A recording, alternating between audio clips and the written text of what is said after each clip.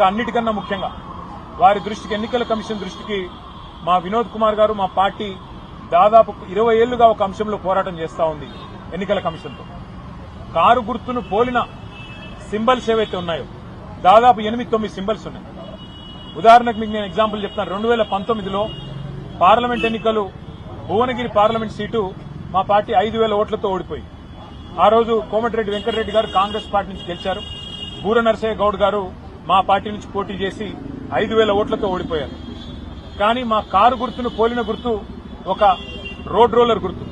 ఒక ఇండిపెండెంట్ అభ్యర్థి పోటీ చేస్తే ఆయనకు 27,000 ఓట్లు వచ్చినాయి. ఆయన ప్రచారం కూడా చేయలేదు.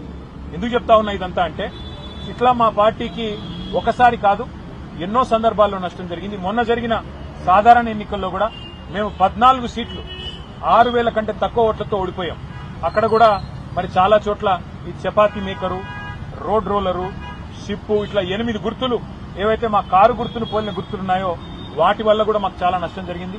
వాటిని తక్షణమే తొలగించాలని చెప్పి కూడా ఎన్నికల కమిషన్ను మేము కోరినాము. ఇంకా రెగ్యులర్ గా ఫీడ్బ్యాక్ కూడా మా వైపు నుంచి ఎప్పటికప్పుడు ఇస్తాము, రిసీవ్ చేసుకోవాలని కూడా కోరాము.